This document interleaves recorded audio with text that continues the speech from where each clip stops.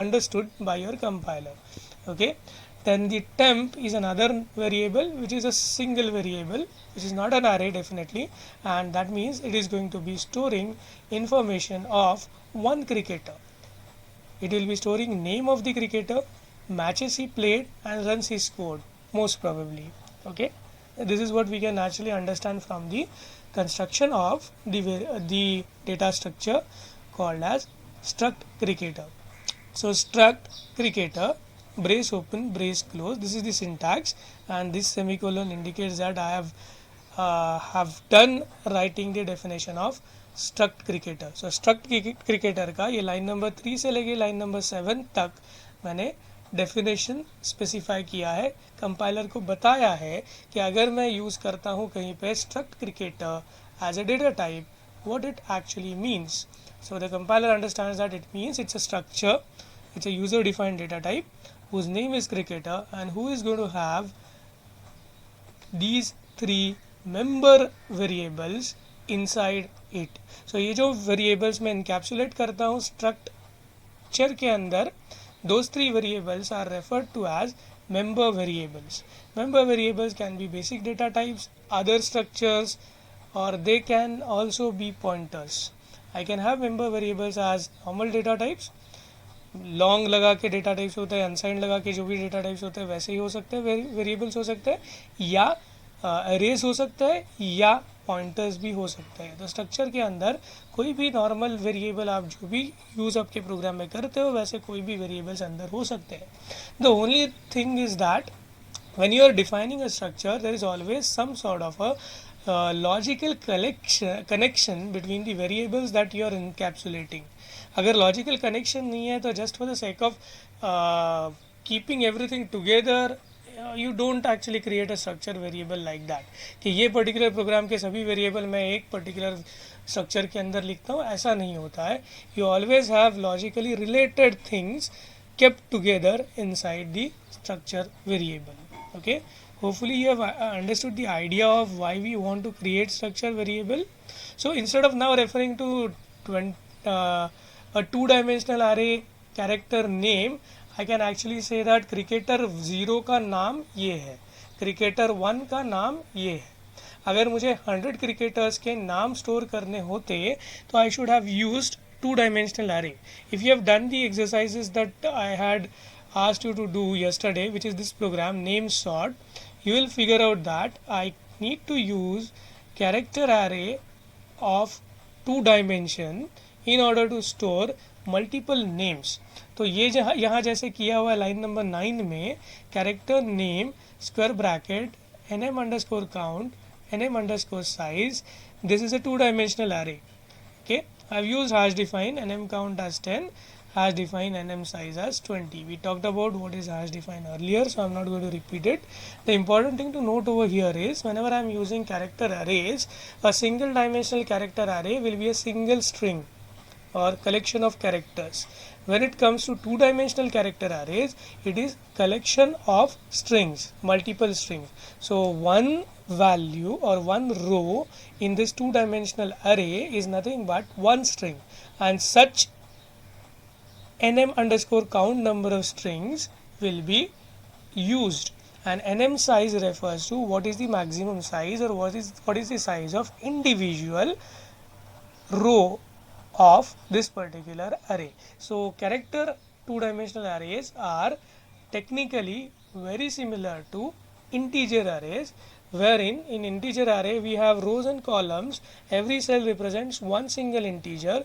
Here also we have rows and columns, every single cell represents one single character. But logically what we are storing is that single row is one string or collection of characters, second row is second string, third row is third string. This is how the string data structure gets its logical understanding. Okay, so this is what brings us over here. Now using the name 20 simplifies thing. I'm just storing one name. Instead of that, if I wanted to store 100 names, I could have used a two-dimensional array of name square bracket पहले में 100 square bracket दूसरे में 20. Now since I can create an array of structure. I can rely the I can say कि मेरा say suppose I want to say I want to say third player will be indexed as 2. Okay, I'm just writing few things. S of 2. Okay, and then I can access an individual member variable using the dot operator. So variable name of the struct type dot, I can now write in front of it say name, and then I can give some value to it, maybe like this. Okay, this might not be allowed, but then this is how I can access the particular. So name, so s2 dot name, this way I can access the name of third player in the 100 player list. Okay, this has made my life a bit clearer or easier inside the structure. Obviously it has created some new abstraction that I need to use or that I need to work with, but still the program code looks cleaner this way than having character name square bracket 100 square bracket 20 declared over here, then int matches square bracket 100 declared over here, runs square bracket 100 declared over here.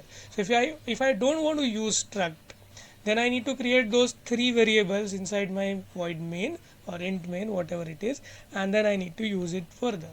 Okay, I hope you have got my point. Any doubts up to this point? What we have discussed so far is what is a structure, how do I define a structure. So to define a structure we use keyword struct, struct, name of the structure, curly brace open, we list all the member variables along with their data types. What could be member variables? Member variables could be the basic data type जिसका है, ऐसे member variables हो सकते हैं, arrays हो सकते हैं, या we can have pointers as well. Okay, so far we have not talked about pointers, but we will be talking about pointers in the afternoon session. So I hope you have understood what do you mean by defining a structure this way. Structure का definition पूरा कब होता है? जब मैं brace close करता हूँ curly and then I put a semicolon. There the definition of structure gets over. So this is line number 7 up, from line number 3 up to line number 7 is nothing but definition of structure whose name is cricketer and who has 3 member variables, 1 array and 2 integers. The array is of a character. So 1 character string I can call it, and then I can have 2 of the integers storing it. Why do I require to create a structure? Sometimes I require logically connected data to be encapsulated in a single unit, and if such scenario comes into your program, then you should always go for creating structures. Structure कब create करना ज़रूरी है? जब भी logically related data अगर आपके पास programme में use करना है आपको बार बार, then instead of keeping that logical data unconnected, it is better you connect it together and use it inside the structure. Okay, mind well, I'm going to give you a very brief introduction to structures. I'm not going to cover the structures entirely. Maybe those faculty members who are going to teach you the data structure or data structures and algorithms in COMP and IT respectively, they will be giving you more detailed discussion about structures, because they are going to use it very often into their practical sessions as well as in the explanation of theoretical aspects. Okay, so don't expect too much from this 1 hour session, but at least you now would know कि structure कैसे define होता है, क्यों define होता है, उसमें आप logically connected data को एक तरह से एक नाम से पुकारा जाए, ये फैसिलिटी क्रिएट करते हो. That is what we want to create. So now after defining the structure, I should have a way to declare a variable of the type struct cricketer.